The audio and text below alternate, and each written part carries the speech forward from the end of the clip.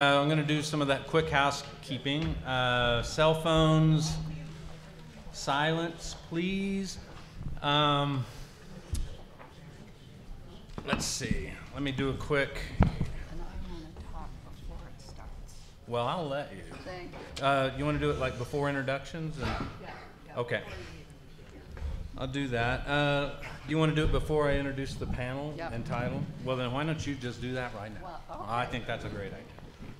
Hello, everybody. Good morning. Third day of a great conference on world affairs. I'm so impressed you're here.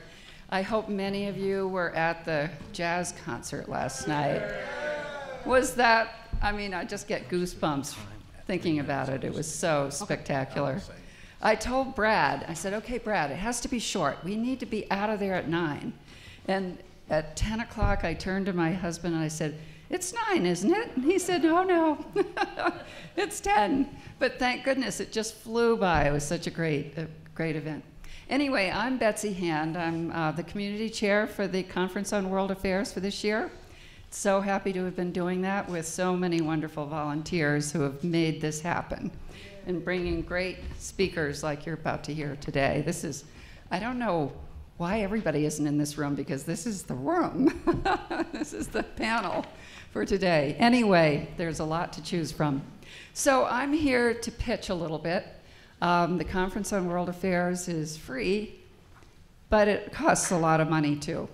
So I've been a donor for many, many years and really stepped up this year. And the reason is that I just love the conference. I've been going to the conference for probably 12 years, and I house a speaker every year. And I've loved it ever since I visited CU when my daughter was here. And I would just, every April, I would put my backpack on and put on my sneakers and just spend the week, which I'm sure a lot of you guys are doing today, this week. So, but I want everybody to step up a bit and make a contribution of any size, if you are so inclined, to help us keep CWA thriving. Thanks so much. Enjoy.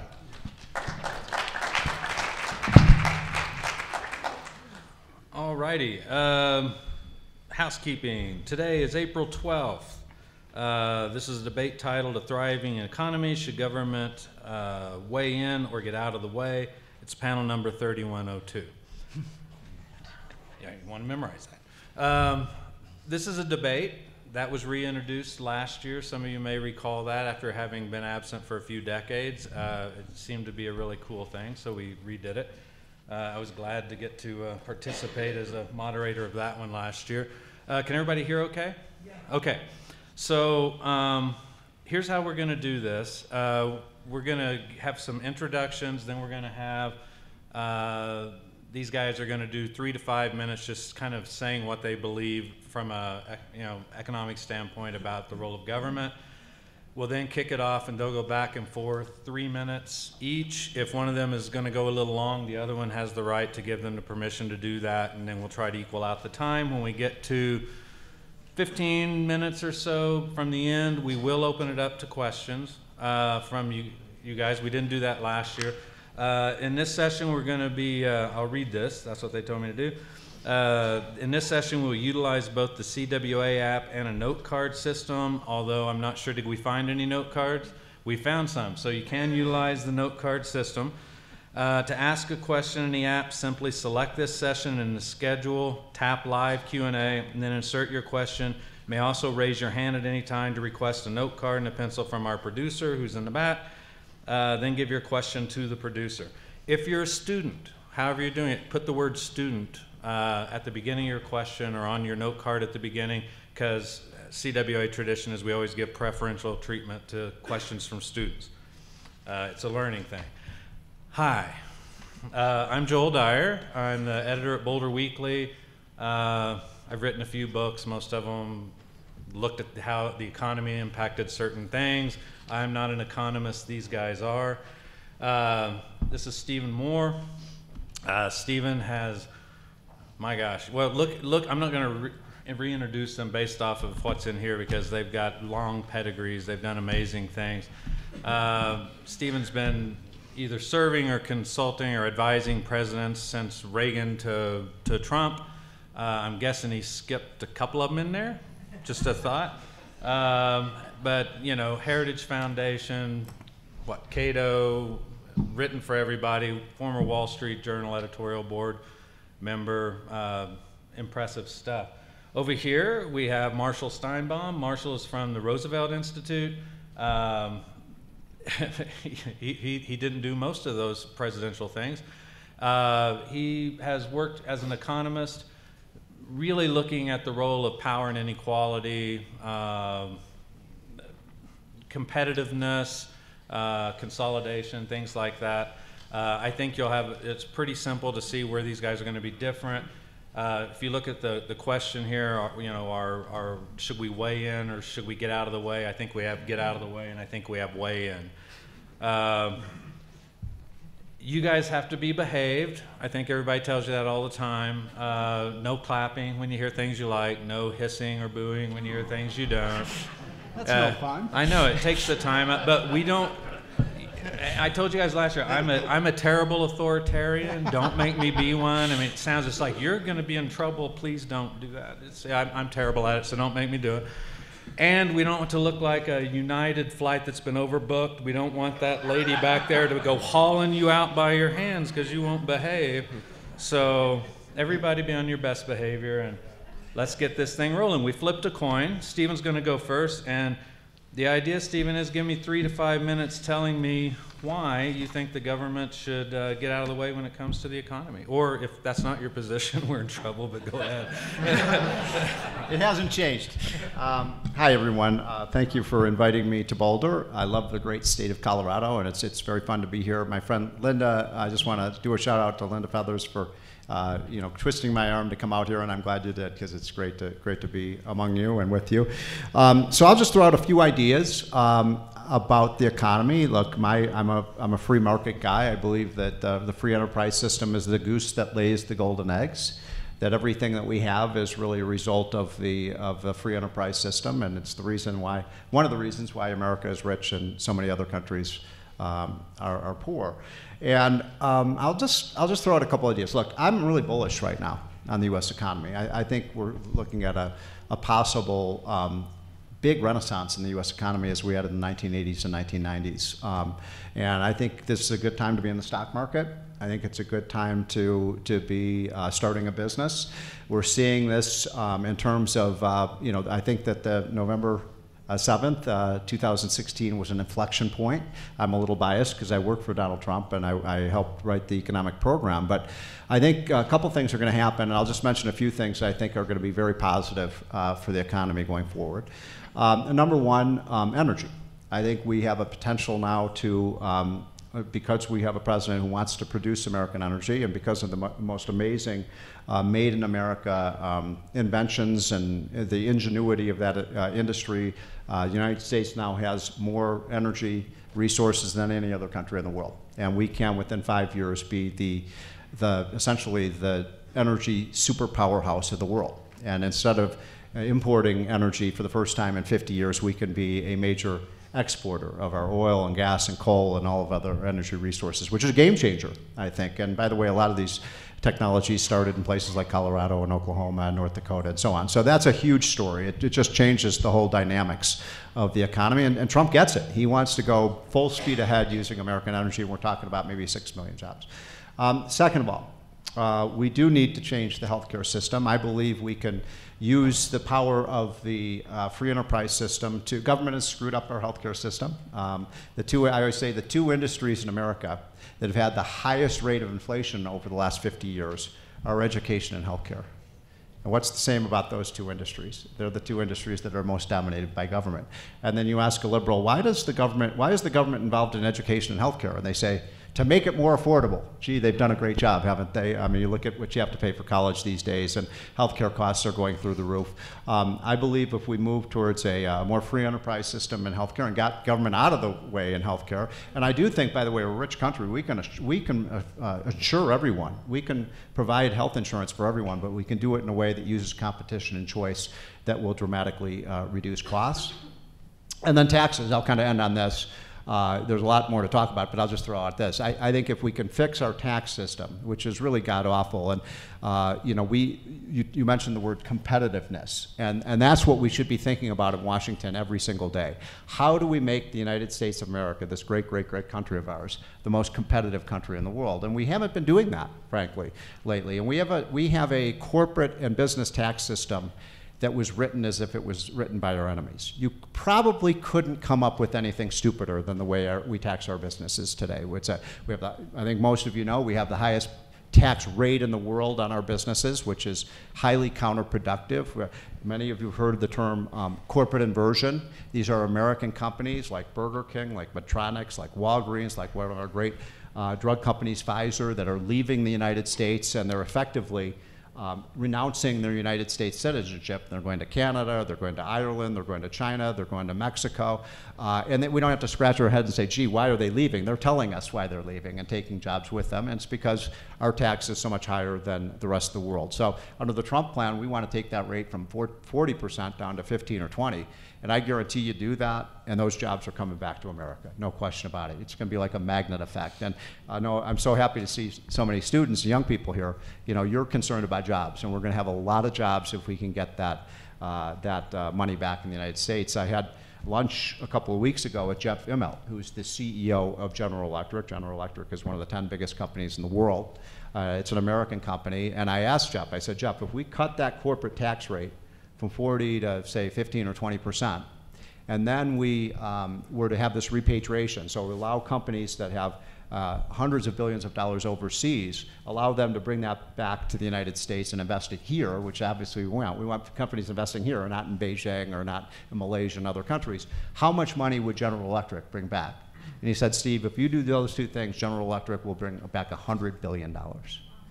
Now just think about how many jobs that would mean for America if you had 150 billion. Now some of it might be paid out to shareholders, but you know, most of us in this room own stock. So I think that the possibility of moving from this slow growth era that we've seen under Bush and Obama to a much higher growth era is very positive. This is a great time to be in America. It's a great time to be entering the job force, and a great time to be investing in this country, because we're moving more towards a free enterprise, pro-business atmosphere.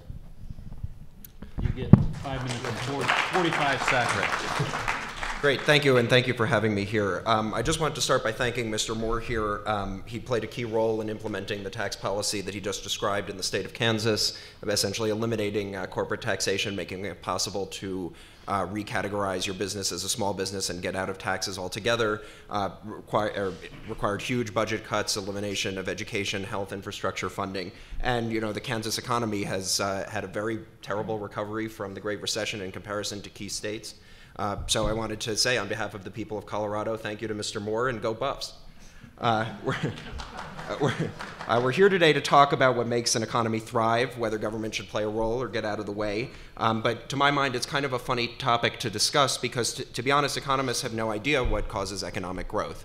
We've certainly tried a lot of the things Mr. Moore just mentioned, and I would say the record over the past 40 years has not been all that great.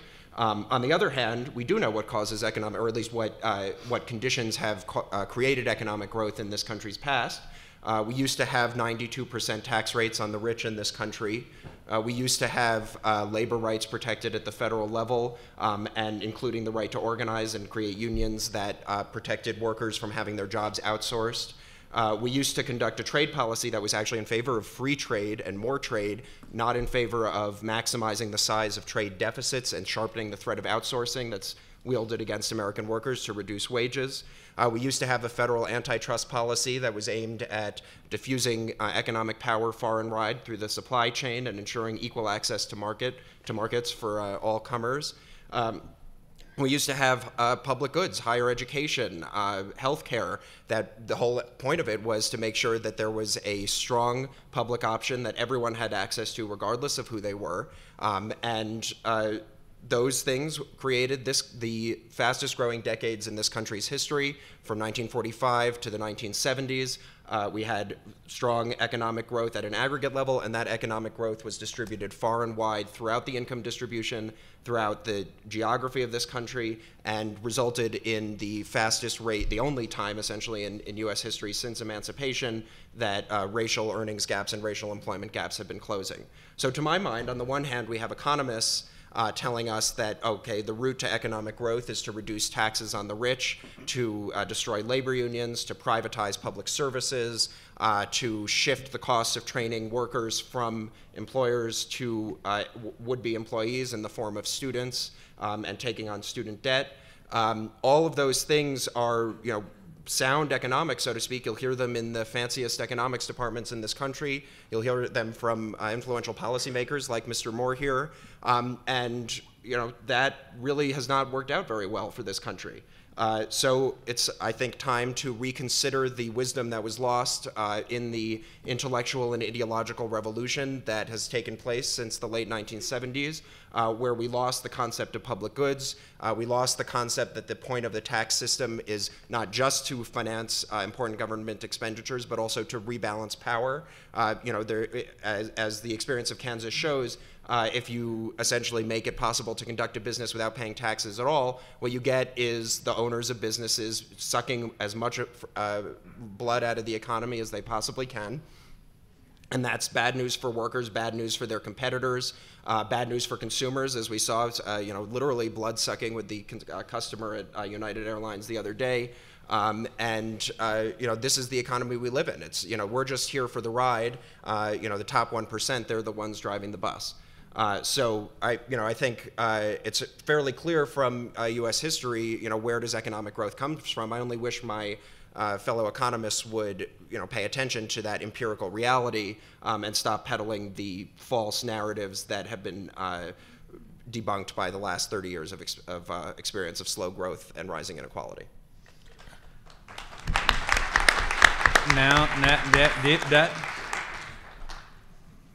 Hold your applause till the end. They pretty much agree on everything. I think if it's okay with you guys, why don't I make it 4 minutes instead of 3, because it's clear that you can't solve the world's problems in 3. So 4 we can.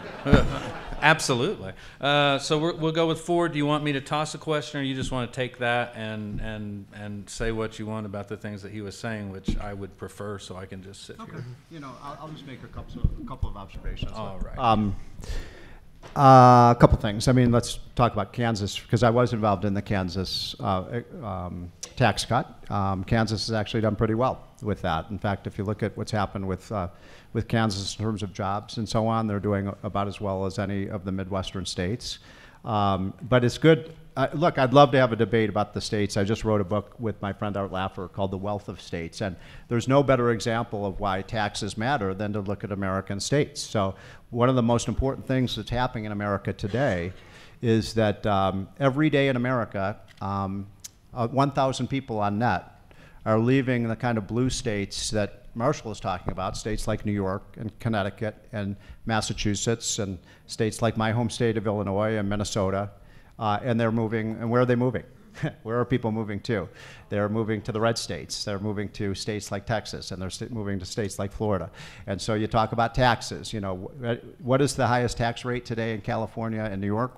13.5%. What is the highest tax rate in Texas, Florida, Tennessee, states like that? 0. Amazing statistic, and Marshall, I love his explanation for this, but in the last 10 years, Texas and Florida, states that have no income tax, and also states that are right to work. I'm not against unions, by the way. I actually think Republicans should really go aggressively after the industrial unions, because I think the Republicans should be the party of the working class, and I don't think the Democrats are anymore. They're too infatuated with issues like climate change. But if you ask why, if you look at right to work, this is just a basic human right, right? That a person, we all believe in the right of association, right? You should have the right to associate. The right of association means you have the right to associate with a group. But the First Amendment also means you have the right not to associate. And forced unionism is just an anti-American idea. Unions should certainly be able to represent anyone they want, but they shouldn't force people to join the union. And that's what happens in half of the states now that's called right to work. And the forced union states, by the way, for every job that's been created in a state that requires with forced union policies, there have been 2 jobs created in states that are right to work. So there's been a migration of jobs and capital and economic activity and prosperity to the states that are doing the kinds of things that I'm talking about, and they're moving away from the states that Marshall is talking about. The other thing I would just mention is, look, I just certainly hope nobody believes in a 90% tax rate, right? I mean, that would be economic suicide. You want to kill this country, put in place, and Bernie Sanders ran on this deal, 70, 80, 90% tax rates. You wouldn't have virtually any economic activity left in this country. We now live in a global economy where a business or a person and capital can move instantaneously across borders. The capital is moving to where it's treated most nicely. We need to be more competitive. We need to get our tax rates down, not to give tax cuts for the rich, but so we can create more jobs and businesses. By the way, the people in the top 1%, the people in the top 1%, 2 out of every 3 of them, do you know what they do for a living? They own, operate, or invest in small businesses. How are you going to get more jobs if you don't have the small businesses that have the money to expand? And I know a lot of you in this room, I see a lot of friends, own businesses. Our philosophy, if you give the businesses more money and they have more after-tax profits, what can they do with it? They can hire more workers, they can pay their workers more, they can build more factories. And that's good for all workers, not just businesses. And we need an all-inclusiveness. We have to put America first and make sure that we're the most competitive country in the world, so we create the kind of high-paying jobs that Marshall and I and all of us want to see in this country. And I'm here to tell you we can do that. I think we're back big time, and I think we could see a decade or 2 of prosperity if we just put America first and make sure. I'm not saying no government. I'm just saying let's make sure that government isn't impeding in the private sector and getting in the way of growth and higher wage jobs. That's 4. All right, well, I'm going to respond to that with, I want to talk about 3 things. One is that I agree with Mr. Moore here, that taxes matter a great deal. Second, I want to talk about geographic mobility, because I wrote a paper about that subject last year. And third, I want to talk about entrepreneurship and small businesses. So, as I said, we agree that taxes matter, but the question before us is how they matter. You said 90% tax rate would kill the economy. We've tried it before and it didn't. And I would just ask you to look at the empirical evidence as opposed to the sort of theoretical fantasy swirling around economics departments, and look at the experience that we've had. And it wasn't some historical aberration. Every leading economy had a very high tax rate on the highest earners in those days. Germany had one because we imposed it on them when we were ruling their country, basically, in the late 1940s, and they kept it because it worked well. So this is not some sort of economic fantasy that would crush all the life out of the economy. And I'll tell you why it would matter. It would matter because it reduces the incentive of the rich to profit at everybody else's expense. There is no reason to merge 2 giant corporations that are already profitable, lay off 10,000 workers to the benefit of the shareholders and the top managers and the lawyers and the investment bankers and the economists and whoever is consulting with the C-suite on conducting that merger, if nobody's going to make any more money from it. The 90% tax rate on the rich, that's a de facto maximum income. And I would say, that is actually the kind of incentive that we want to set up through the tax system. Speaking about business taxes, I think the evidence that is quite clear from the times that we've tried reducing taxes on business. In particular, we ran a tax repatriation holiday in 2004. I personally, I don't have lunch with Mr. Immelt on a daily basis, but if you look at what happened in that occasion, yeah, they did bring back hundreds of billions of dollars in taxes, but literally 100% of it went out to shareholders. No effect on investment, no effect on jobs, no effect on wages. All of it was to the benefit of the owners of the companies. The same thing happened when we passed the partial dividend tax cut in 2003. You see a huge increase in payouts to shareholders among the companies that were affected by that policy. No change in investment, no change in payroll, no change in wages, no change in jobs.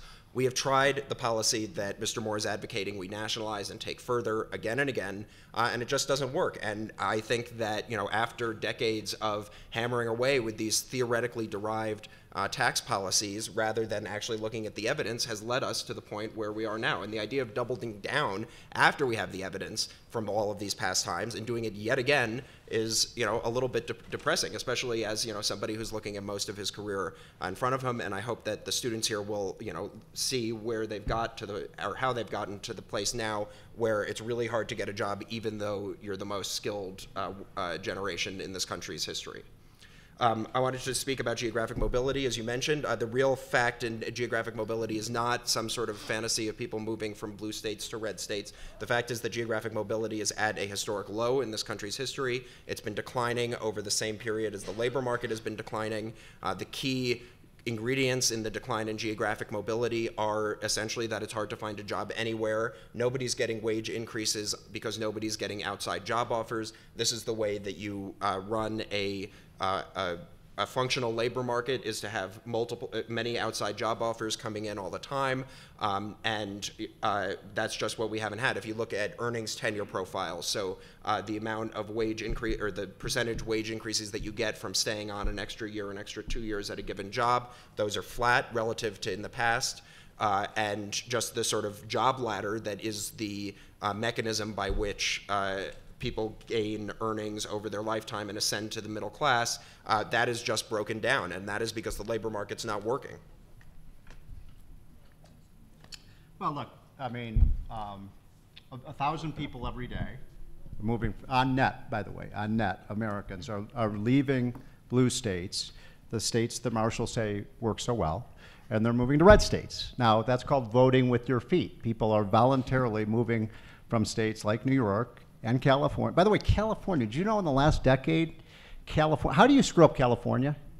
Really, how do you screw up California? California is the most beautiful weather, beautiful mountains, beautiful beaches, beautiful women. I mean, what's not to like about California, right? And over the last decade, for the first time in American history, 1.5 million people, 1.5 million more people left California than came to California.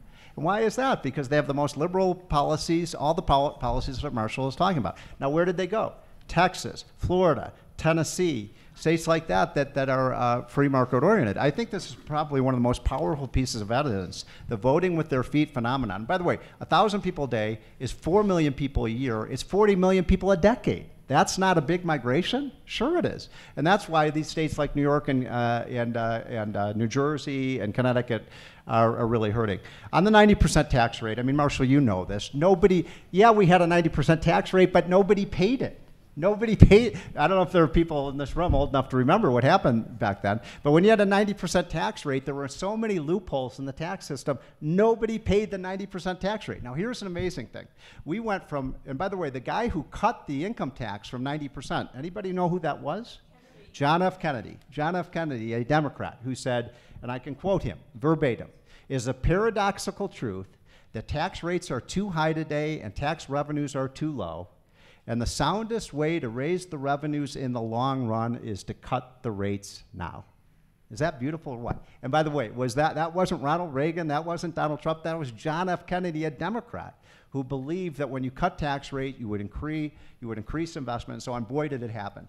The 3 decades of the last 100 years where we've had the fastest rate of economic growth were the 1920s, the 1960s, and the 1980s.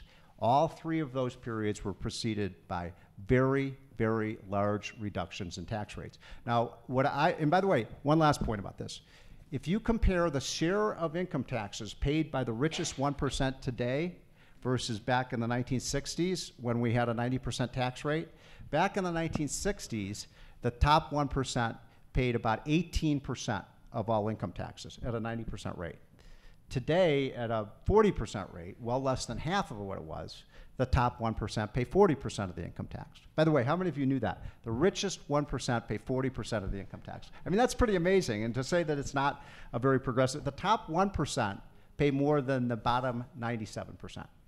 That's a pretty amazing statistic.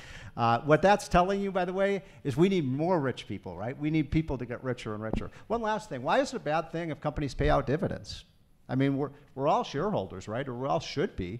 You know, in fact, what I would do is I would turn Social Security, which is the biggest ripoff for low-income people, let low-income people, let every young person in this room take 10% of their paycheck, and instead of sending it to Social Security, let them put it into an IRA account where they can own stocks. So, Marshall, they can be the owners in these companies too. So every person in the United States of America can be a capitalist owner. Wouldn't that be a wonderful thing? You want to talk about sharing the wealth and a rising tide lifting all boats? Let's have every single American worker own the companies that they work for. And we can do that by putting Social Security money instead of the black hole of Social Security, which, by the way, for young people in this room, the worst investment that you will ever make in your lifetime is Social Security. You're going to get a negative rate of return on it. You'd be better taking that money and putting it under a mattress. What I'm saying is you can earn a 6, 7, 8% rate of return on that money, and every young person in this room under that system would retire with $1 million. All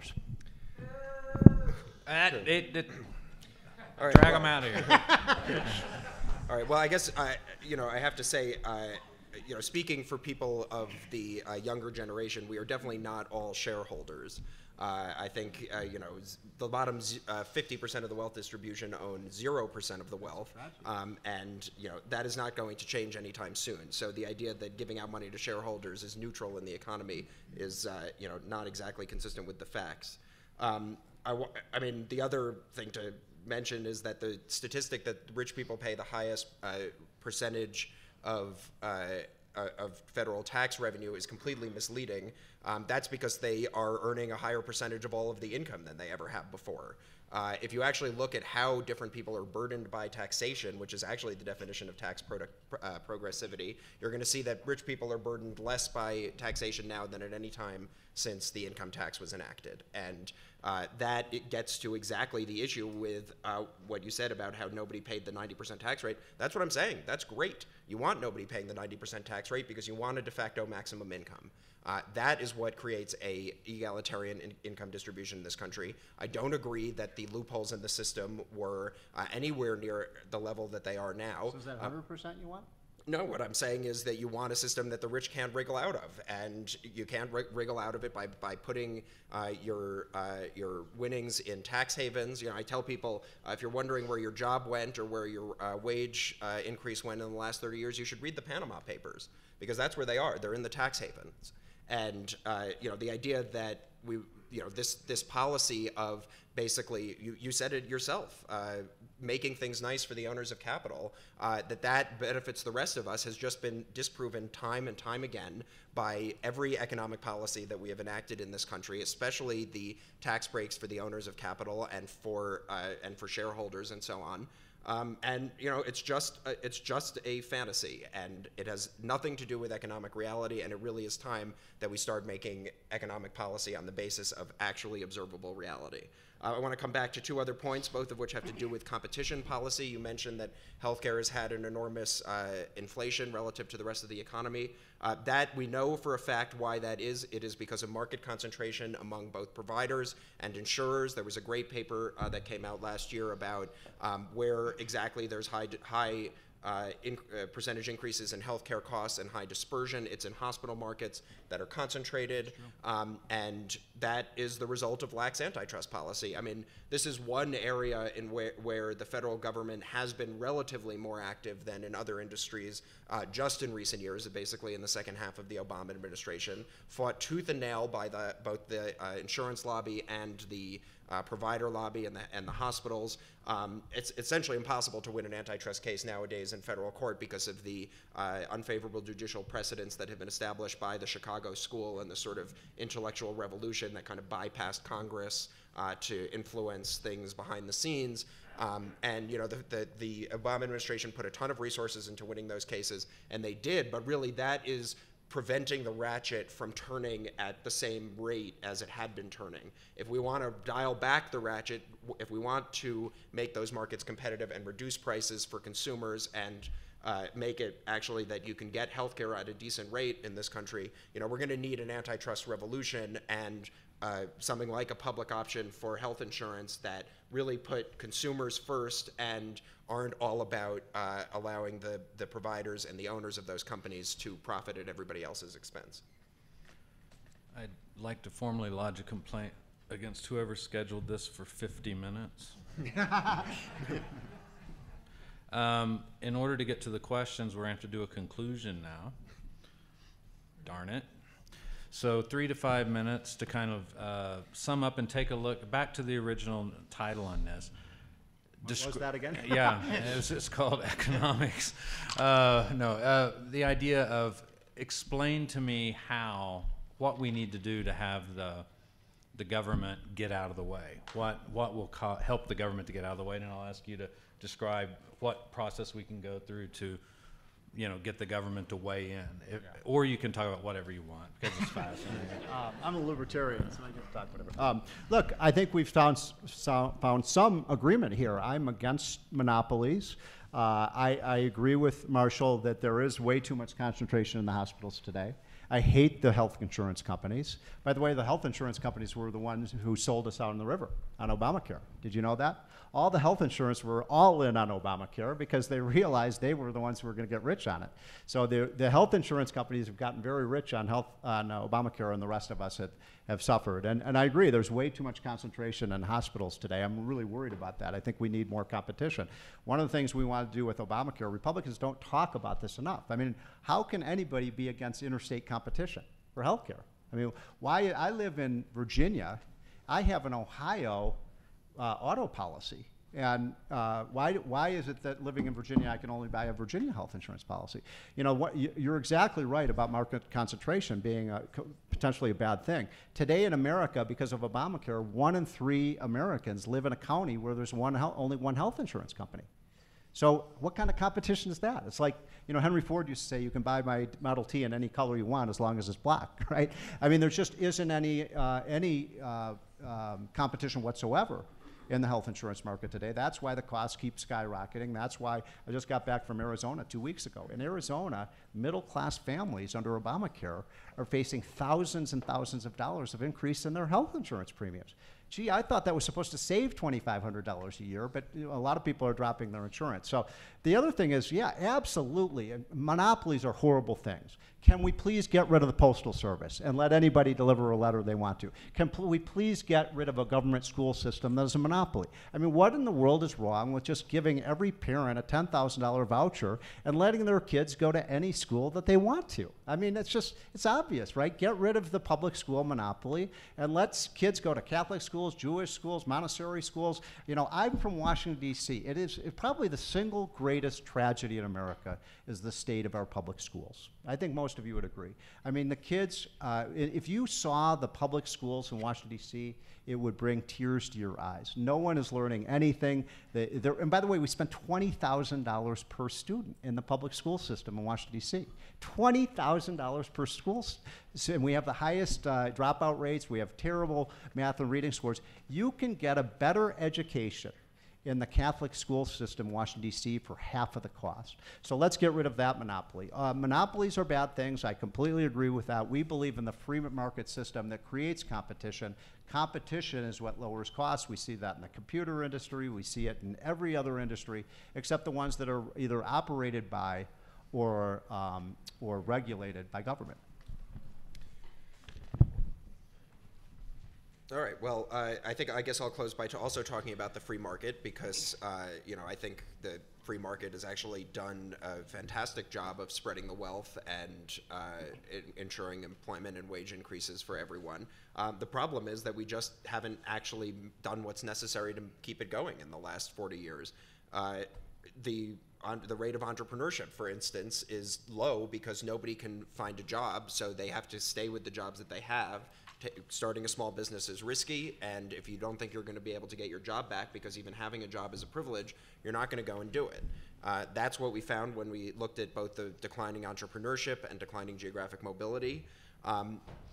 That is a failure of the so-called free market economic policy that said, running the labor market at full employment is not a matter of federal policy anymore. That used to be something, it used to be considered a policy failure if somebody didn't have a job, if somebody didn't have wage increases over the course of their careers, and we have sort of transformed into this ideology where anything like that becomes the victim gets blamed, that it's their fault, they don't have the right skills, they weren't in the right place. You get this sort of litany of excuses for what is a failure of policymakers and of so-called economic experts to actually make the economy work for everyone who lives in it. On the matter of privatization and public goods, I think that first of all, I completely disagree that tears would come to your eyes if you saw the DC public school system. It's actually improved a great deal in the last 10 years. Secondly, the problems that we have with higher education, especially that's what I study, but I think that same is true in K-12, really is about undermining strong public goods in favor of a misguided privatization agenda that says, you have to be one of the right people living in the right place in order to get a good education, and that's all on you. The idea of having a free and equal, high-quality public education, public services in general, has just been completely eroded. And I think that lies behind a lot of people's loss of faith in government. I mean, they expect to be screwed over by United Airlines and other private industry. Government is there to make the economy work for everybody, and that is exactly what has been lost in the intellectual revolution that we all have to live under. All right. Now you can applaud. This is good.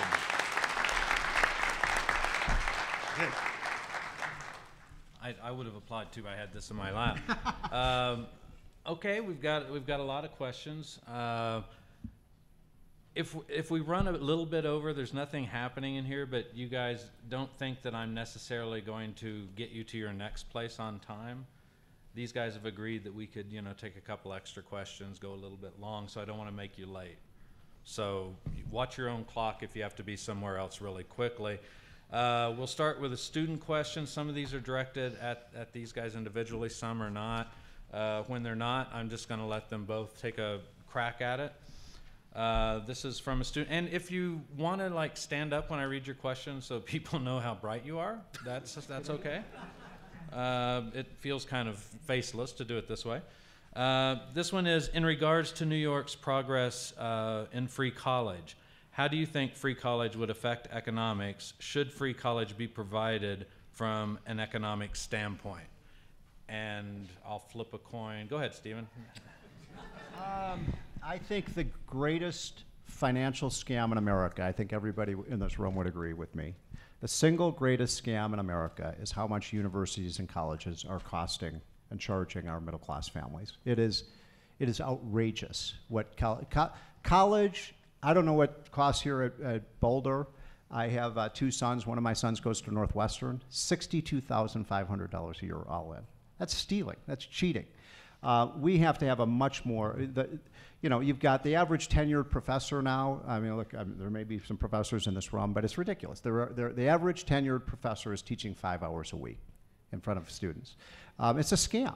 And we've got to we as Americans, what I'd love to see is the Colorado legislature should start looking under the hood and seeing how this college is spending its money. And every college in the state, in my home state of Virginia, the biggest increase in prices has been in tuition costs. It's outrageous. I mean, you can get, one of the things that's going to bring this down, by the way, is online education.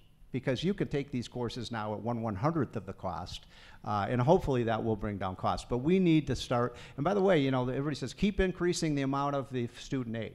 We do that year after year after year. More and more student aid to the students to pay for colleges to make it more affordable. What do you think the colleges do when we increase the student aid? They raise their tuitions. So it's like a dog chasing its tail. Every college in America today should cost half of what it costs today. And that should be our goal. We should all work together. How can we get rid of the waste and inefficiency and extravagant spending in universities and make sure that these are affordable? Because it's ripping off middle-class families. I mean, how could you, if you have a middle-class family with an income of $50,000, let's say, how in the world can you put 2 kids in college? You just can't do it. And we've got to be really focused on bringing those costs down. And pumping more and more money into the universities isn't the solution. We need to, I think here's an area where we really do need to get the government out of the way and make these universities be responsive to the taxpayers and the students, because they're not right now, and it's bankrupting American families. The very middle class families Marshall and I were talking about, that have suffered so much. They can't afford to send their kids to college because of this big ripoff. Well, the problem with higher education is not that the costs are going up to individuals. It's that the spending by the states is going down. I mean, this has nothing to do with fraud or abuse or whatever highly paid tenured professors. This is because we decided to stop supporting public higher education through state funding, and instead shifted the burden to individuals and their families, and also to third-party sort of ideologically motivated funders who kind of take the opportunity of higher education becoming this, I would say, eroded edifice, and kind of come in and say, okay, well, we'll give you a big grant for this university provided you create the centers that we say and teach what we say. And the idea that an ideological witch hunt from the state legislature is going to be the solution to higher education's problems going forward is totally out of touch with reality, I would say. As to the free college as an idea in general, and the New York legislation in particular, what I say about higher education is that it's acting as a toll booth to the middle class by making the labor market not work the way it's supposed to. We have essentially shifted the costs of getting a job to the individual, so you got to buy more education in order to get through the toll booth. And free college is a great way of basically taking the toll booth away, but we also have to make sure that the road leads somewhere. That's not the only solution. As to the New York legislation, I think it's essentially good. The one provision that I'm very concerned about is that you get your grants turned into loans if you leave the state. I think our labor policy in general, and I include higher education and student debt in labor policy because I think that's exactly what it is. The expansion of the federal student loan system is the most high-profile, largest labor market policy in this country in the last 10 years or so. We have done it in a way that says, you only benefit from this if you do X, Y, and Z. That is, we condition it on the idea that the beneficiaries should conform to some sort of behavior that is determined from on high, in this case by the state legislature. And the fact is, if you leave the state of New York because you get a job offer elsewhere or you have to go care for a sick family member elsewhere, you should not have your grants turned into loans. I think that is just a way of taking away with one hand what you've given with the other. In general, I'm supportive of free college, and I think it is absolute. I mean, the one thing I would say about this is that what's completely missing from that legislation is any hope of desegregating the public higher education sector. Higher education as a whole is very segregated. The state sector is segregated least, but even so, there's a lot of segregation within it. And what I say we need within the state sector is a Brown v. Board of Education for higher ed. Do you want like 30 seconds to say anything about that, or just go into the next question? I actually think free college is a really horrible idea. I really do. I think, one of the things that I found in a lot of my studies about, look, we all want to see a rising middle class. We want income mobility in this country. We want people who, the American dream, if you grow up poor, you can get rich in this country. And one of the most important things, because this is for the young people in this room, the most important thing you can do when you're in your teens and your young 20s, work. Get a job. Get a job. And it's so clear that when you get a job, for college, the idea that 19, 20, 21, 22-year-olds shouldn't have to pay for their own education is ridiculous. They can get a job and they can help pay for it. And you know what? If they get a job and they actually have to pay for the education, they're going to value it much more, right? They're going to put and I know this just this is just a personal anecdote. I remember I lived in my senior year in college, I lived with 5 other guys. And, 3 of them were just, a free ride. It was free college for them. And the other 3 were working.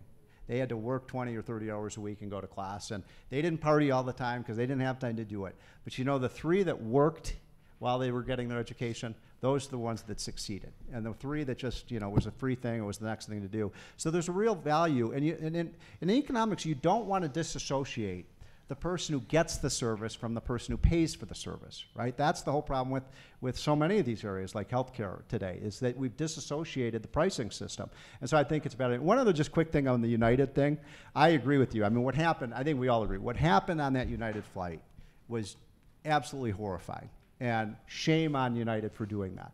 But there is a free market solution by my mentor, Julian Simon, who came up with the solution 40 years ago, but because the airlines are regulated by the FAA, and the FAA sets the rules, what all you have to do, the solution to what happened on the United flight is obvious, right? All they had to do was say, who's willing for $800 to get off this flight? And people said no. Who's willing to get off the flight for have an auction?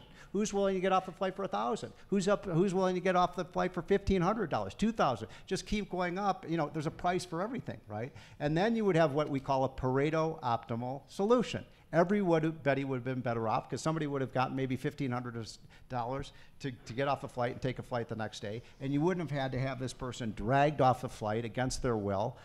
So let's use the free market and overbooking, and that'll solve that problem too. It just saved them $260 million. Yeah, exactly. Well, it comes out of United. Yeah. This is a student question also, and it's for Stephen. You mentioned that cutting business taxes. You mentioned cutting business taxes to stimulate the economy. What is your plan to make up the tax revenue lost by these cuts? You want Marshall to go first? No, it was to you. This one says Stephen. Look, we need a tax cut. This country needs a tax cut. I just wrote a big piece on this for the Wall Street Journal. First of all, I do believe that the corporate tax is so high that we're losing so many businesses that I believe we're on the wrong side of what's called the Laffer curve. That is to say, I actually believe, and you know, this will be an experiment. We're going to cut the rate and we'll see whether it turns out. I actually believe we can get more revenues at a lower tax rate because you're going to see so many businesses coming back. Look, businesses don't want to leave the United States. I mean, this is the best place in the world to do business in. You have to really try to get businesses to leave for China or Mexico or Ireland or these other places. So part of my solution is just let's get that rate down to about 20%. By the way, at 20%, we'll be at the international average. You know, all these other countries, you know, like even the socialist countries like Sweden have a lower business tax rate than we do. I mean, how crazy is that? So I think we get a lot more business activity. And by the way, we're going to create a lot more jobs. And if it costs some revenues to get more jobs, jobs are what people want. You know, Marshall's right about this. We're not creating the kinds of jobs we used to in this country. And it's because businesses are leaving. And my old boss, Dick Armey, used to say this so well. And it's profoundly true. You know, liberals love jobs, but they hate employers. You know, you can't have one without the employer. Without an employer, you don't have a job. And we've got to treat our employers like I think employers small businesses are the backbone of the American economy. Let's reward them, not punish them. Republicans like their employers. Well, I mean, we've been trying that for 40 years. You know, we've been trying to make things as nice as possible for employers for 40 years, and, you know, they've taken the money, put it in their pocket, and said, yeah, can I please have another tax cut? You know, the idea that we're going to, so first of all, on corporate taxes, you know, we have two big problems in the federal corporate tax system. Or one is that corporations are offshoring profits, putting those in tax havens, not paying taxes on them. Mm-hmm. The other is that corporations are offshoring jobs, putting jobs where they don't have to pay workers anything and pocketing the money from that and putting it in their tax havens. So these are not the same problem, and cutting taxes for corporations is not going to solve either of those problems. All it's going to do is further exacerbate the shareholders sucking money out of the corporations they run and putting those in their own tax-sheltered savings accounts, or you know, handing them as inheritances, or investing them in the professors that they buy, and so on. You know, the solution to both of those problems is actually to reverse the economic policy paradigm that we've been operating under, to raise taxes on corporations so that they will invest. I mean, there's actually some very interesting new research papers about basically asking, why are corporations not investing the way that economic theory predicts that they should? And the answer is they're basically accruing money on their balance sheets. Their profits are higher than they've ever been. They just sort of sit on the money, put it in the tax havens, grows and grows and grows, expecting a tax repatriation holiday like we had in 2004 when they bring it back to this country and give it to their shareholders. And we are about, if Mr. Moore here gets his way, we're about to just basically wash, rinse, repeat that entire cycle in 2017. So what we want to do, if we're going to have corporations investing, is actually increase the competitive pressure on corporations. You don't invest, some new corporation is going to come in and take all your market share because they actually did do some R&D. The problem now is that antitrust policy is so weak. The corporations know they face no competitive threat, so why not, you know, take the phone call from the chief shareholder, and when he says, you know, can I get a dividend, please declare a gigantic stock buyback, you know, the CEO said, you know, yes, sir. And, you know, in many cases, that CEO is the largest shareholder, so it's not surprising that, you know, that's the interest that they care about. somebody, we're working overtime now, in case anyone had to be in another deal. It's 9:54. Somebody has Google out there. They said population growth for California 2010 to 2016 was 5+%. New York was 2%. Why do your statistics say that those populations are shrinking? I guess that's for you. Well, just to clarify one quick thing. When I was talking about those population numbers, yeah, California is actually still growing in terms of population. You know why? Because of immigration. So what I was talking about is internal migration. Where are Americans moving? What state are they moving to and from? So it is true that California still has population growth, but it's immigration. But once the immigrants come to the United States, or the native-born Californians, they move out. They move out of New York, and boy, everywhere I go. But here, Colorado. I mean, you all know Californians have left that state. I mean, this is one of the big migrations out there. So I just wanted to clarify that point. I wasn't talking about immigration. All right, I'll throw this one over your way, Marshall. A recent study has shown that increased availability of federal housing subsidies causes rents to rise, making affordable housing less affordable. How do we keep government involved in services without making these services more difficult to provide? The short version of that is I strongly believe in public goods as a competitive force in many sectors, including in housing. So, we have essentially moved to a model where any kind of social welfare is in the form of subsidies, and those tend to, you basically have to spend the money on housing. So, of course, that's going to increase demand for housing, and in an environment in which the supply is constrained, that's going to drive up the prices. What that says to me is that rather than give people a subsidy to buy or rent houses themselves, we should just go back to the model that we know works really well, which is public goods that compete with private providers, and that drives prices down. And I think that is quite applicable in the case of healthcare and higher education, transportation, for instance, as well as in housing. You want to? I don't have a strong opinion on that. All right. Don't know if you have a strong opinion on any of this stuff here. How will the looming public pension crisis impact the U.S.? Anybody want to? Yeah, I'll take that. So I totally do not buy the general narrative that we have a looming public pension crisis. First of all, Social Security is solvent. It is a complete myth that it is not solvent, and in fact, it would be a very good policy to expand Social Security for the era of precarious labor market attachment, and where, frankly, very few people have any money in their IRAs. I mean, and 401ks.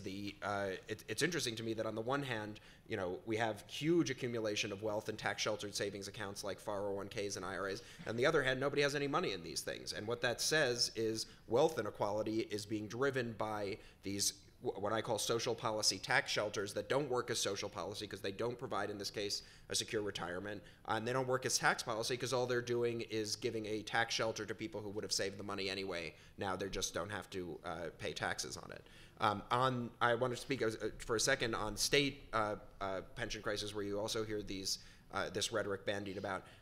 Relative to the rules for essentially determining the solvency of private sector pensions, state pensions are in fantastic shape, and in fact, it has been a strategy of sort of right-wing policymaking at the state level to require that they be overfunded as a way of sucking money out of other programs that they want to kill.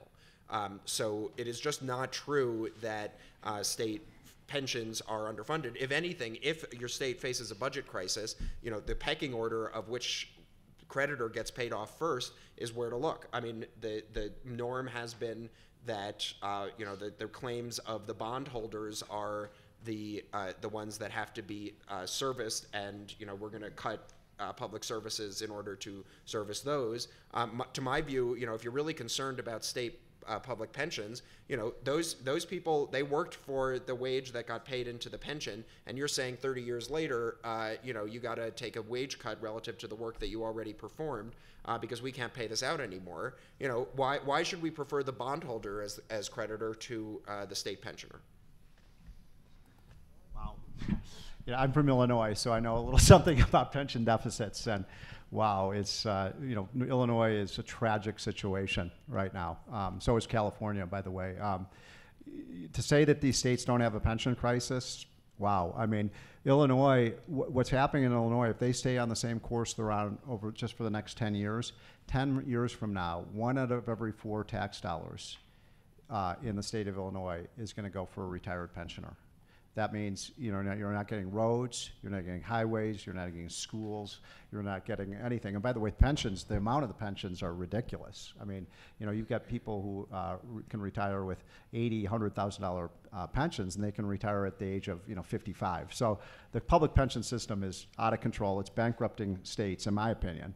I see it right now in Illinois. Illinois doesn't have a budget today. They haven't had a budget for 18 months because the teachers unions are the strongest force there. So I'm really worried about it. By the way, one of the things piece of advice I give to those of you who are investors in the room, buying these municipal bonds and thinking that you're going to get repaid. Look at the size of these pension problems, not just in states, but in cities. I wouldn't think it would be such a bad thing, by the way, if some of these states and cities actually just defaulted on these debts. And then, people wouldn't be so eager to put money into the financing the pension systems. What I would favor is just, look, on Social Security, I said, the idea of Social Security is just give young people, let them put 10% into an IRA account and let them accumulate interest. The average young person today, if over 45 years, because the most powerful force in the universe is compound interest, right? If they start putting money into an IRA account at the age of 20 and they accumulate the number for 45 years, the average young person is going to get a higher benefit than they would from Social Security, and they would be able to leave $1 million to their kids. So we're really ripping off young people with Social Security. I think it's probably the worst program in the budget for young people, because those are the people who aren't going to get the benefits that they were promised. And look, I mean, how can you say the system isn't going bankrupt? Just look at the Social Security trustees report. Their own actuaries say that they're going to run out of money in 20 years. Social Security is already running a deficit, by the way. We're actually spending more out of Social Security than the payroll tax is collecting. So, Marshall, I just don't understand. Are you saying the actuaries are lying, or? Well, no. I mean, we have a trust fund because we recognize that the baby boomers were going to retire and claim more in Social Security. So everything you're saying and treating as some sort of policy failure is in fact something that was baked into the cake 30 or 40 years ago, and the policy is working. But where's the money going to come from to pay the benefits? I mean, there's no money. There is no money in the trust fund. There's no money in the trust fund? There's no money in the about Treasury bonds? What does the government own in the trust fund? What does the government have in the trust fund? Trillions of dollars. Bonds. The federal government owns bonds. So the federal government just owns money itself. To those of you in the audience who are investors, if you own any Treasury bonds, pay attention to the fact that Donald Trump's economic advisor just told you that that money is worthless. I'm not saying it's worthless. I'm just saying, where's the money going to come from to pay off the bonds? I mean, this is the government finances its deficits with taxes, and in the case of Social Security, it has a dedicated tax revenue in the form of a payroll tax. But it's not going to collect enough. If in 30 years there's a deficit left after the baby boomers have all retired and the trust fund is exhausted, as was designed in the first place, then we can solve that problem by raising the payroll cap by a few $1,000s a year. This is a completely manufactured crisis, and I think in adjudicating this, it reveals a lot of the policy inconsistencies that are at the heart of the last 40 years of economic policy making. I mean, you sort of engineer a crisis, stop collecting taxes, then declare that there's a gigantic federal budget problem and we can't afford all of these obligations, and so we got to cut them. That is the classic starve the beast. We've heard whatever his name is, Norquist, talk about this for decades.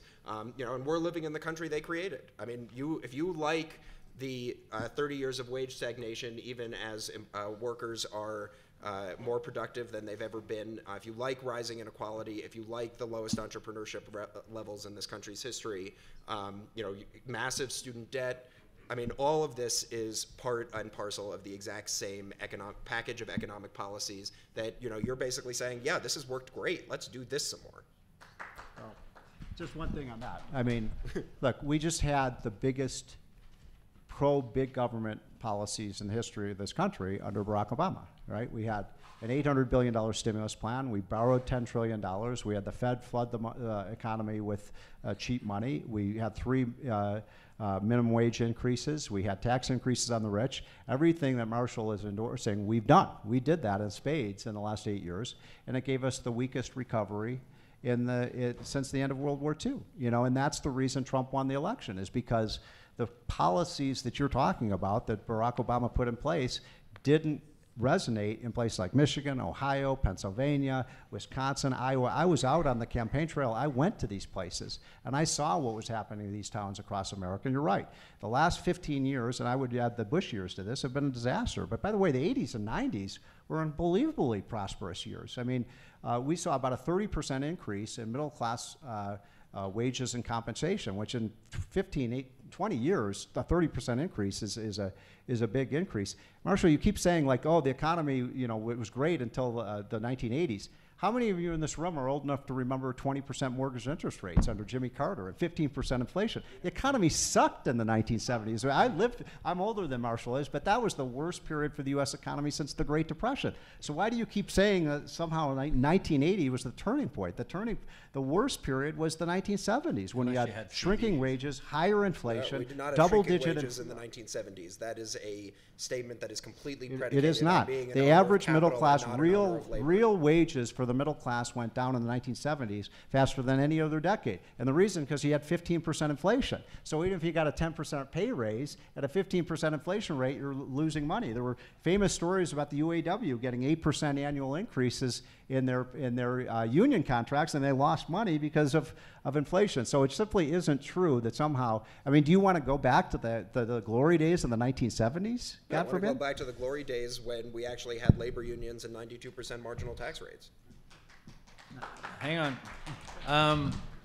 We're like, One more question, then I go. no, we got to go. We're already like almost 20 minutes over. What's amazing, if you think about it, these guys look at the same information, right? And what does that tell you? It tells you that the solution is out there, because it's when you vote. That's when you decide whose statistics you care about and whose you believe. So this has been a phenomenal panel.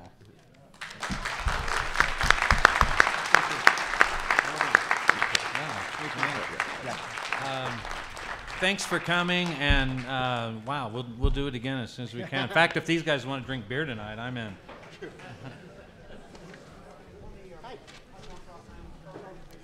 Thanks, man. I love it when I don't have to work.